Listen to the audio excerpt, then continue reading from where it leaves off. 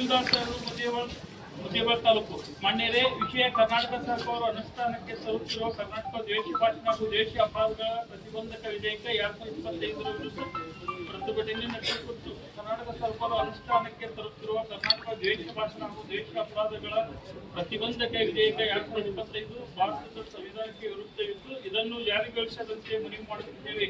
ಇದು ನಾಗರಿಕರ ಮೂಲ ಹಕ್ಕುಗಳನ್ನು ಕಸಿದುಕೊಳ್ಳುತ್ತಿದೆ. ಸಂವಿಧಾನ 19(1) ಪರಿಚ್ಛೇದದ 2 ಪರಿಚ್ಛೇದ ವಾಕ್ ಹಾಗೂ ಅಭಿವ್ಯಕ್ತಿ ಸ್ವಾತಂತ್ರ್ಯದ ಉಲ್ಲಂಘನೆಯಾಗಿದೆ. Doctor B R. ಅಂಬೇಡ್ಕರ್ ಅವರ ಸಂವಿಧಾನದಡಿ ನೀಡಿದ ಅಭಿವ್ಯಕ್ತಿ ಸ್ವಾತಂತ್ರ್ಯವನ್ನು ಕಾಂಗ್ರೆಸ್ ಸರ್ಕಾರ ಕಿತ್ತುಕೊಳ್ಳುತ್ತಿದೆ ಎಂದು ಗಮನ ಸೆಳೆಯುತ್ತಿದ್ದೇವೆ. ಇದು ಸರ್ಕಾರದ ವಿರುದ್ಧ ಮಾತನಾಡುವವರ ಬಾಯಿ ಮುಚ್ಚಿಸುವ ಸಾಧನವಾಗಿದೆ. ಇದರಲ್ಲಿ ದೇಶ ಭಾಷೆಗೆ ನೀಡಿರುವ ವ್ಯಾಖ್ಯಾನವೇ ಅಸ್ಪಷ್ಟವಾಗಿದೆ. ಸರ್ಕಾರದ ನೀತಿಗಳ ವಿರುದ್ಧ ಟೀಕೆ, ಸಾಮಾಜಿಕ ಚರ್ಚೆ, ವ್ಯಂಗ್ಯ ಮಾಡುವುದು ಹಾಗೂ ಸತ್ಯವನ್ನು ಹೇಳುವುದನ್ನು ಕೂಡ ಇದು ದ್ವೇಷ ಎಂದು ಪರಿಗಣಿಸುವ ಅಪಾಯವಿದೆ. ಜನರು ಭಯದಿಂದ ಮಾತನಾಡದೆ ಇರುವುದೇ ಸರ್ಕಾರದ ಉದ್ದೇಶ ಎಂಬ ಪ್ರಶ್ನೆ ಮೂಡುತ್ತಿದೆ ಎಂದು ತಮ್ಮ ಗಮನಕ್ಕೆ ತರಲು ಬಯಸುತ್ತೇವೆ. ಇದು ಪ್ರಜಾಪ್ರಭುತ್ವದ ಹಾನಿ ಮಾತ್ರವಲ್ಲ, ಪ್ರಜಾಪ್ರಭುತ್ವ ಕತ್ತು ಹಿಸುಕುವ ಯತ್ನ. ಈ ಕಾನೂನು ಪೊಲೀಸರಿಗೆ ಮತ್ತು ಸರ್ಕಾರಕ್ಕೆ ನಿರಂಕುಶ ಅಧಿಕಾರ ನೀಡುತ್ತದೆ. ಕಾಯ್ದೆ ಹೇಳುವಂತೆ ಇಲ್ಲಿನ ಅಪರಾಧಿಗಳಿಗೆ ಜಾಮೀನು ಇಲ್ಲ. ಜನಸಾಮಾನ್ಯರನ್ನು ಅಪರಾಧಿಗಳಾಗಿ ಮಾಡುವ ಈ ಕಿರು ಮಟ್ಟದ ಕಾಯ್ದೆ ನಮಗೆ ಬೇಕೆಂಬ ಪ್ರಶ್ನೆ ಮೂಡಿದೆ.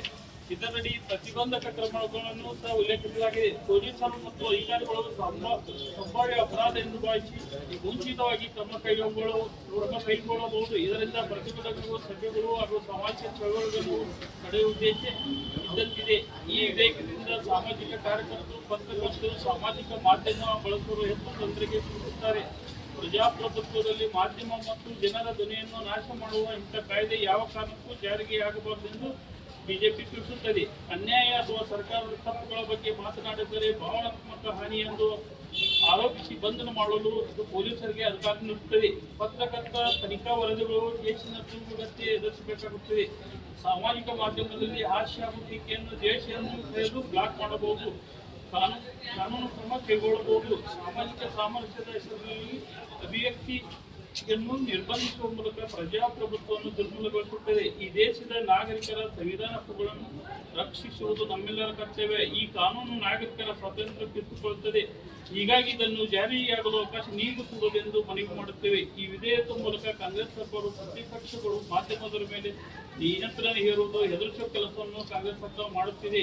ನಮ್ಮನ್ನು, ನಮ್ಮ ಸಂಘ ಸಂಸ್ಥೆ, ಕನ್ನಡ ಸಂಘಟನೆಗಳನ್ನು ದಮನ ಮಾಡಲು ಸರ್ಕಾರ ಹೊರಡುತ್ತಿದೆ ಎಂದು ಗಮನ ಸೆಳೆಯುತ್ತಿದೆ. ಇದರ ವಿರುದ್ಧ ಜಾಗೃತಿ ಮೂಡಿಸಲು ತಮಗೆ ಮನವಿಯನ್ನು ಅರ್ಪಿಸುತ್ತಿದ್ದೇವೆ.